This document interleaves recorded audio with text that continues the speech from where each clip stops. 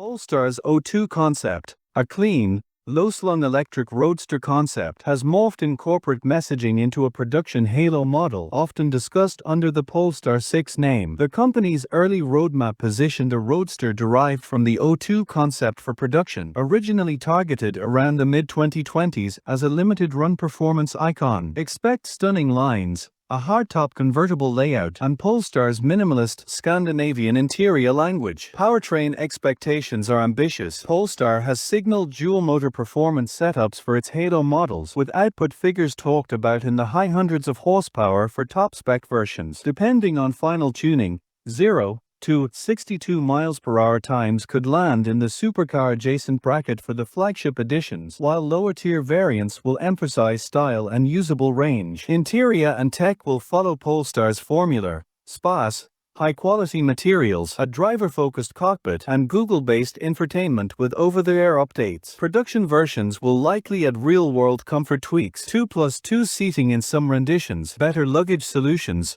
while keeping the O2's attention-grabbing silhouette largely intact. Timing and availability have shifted in coverage. Some Polestar releases and outlets referenced a 2026 production target, Polestar 6 as the production descendant of the O2, while later reporting moved certain deliveries later as the company reworked priorities. In short, this is a halo play. Buyers should expect limited volumes, sky-high demand, and rivals that include niche electric performance machines rather than mainstream sports cars.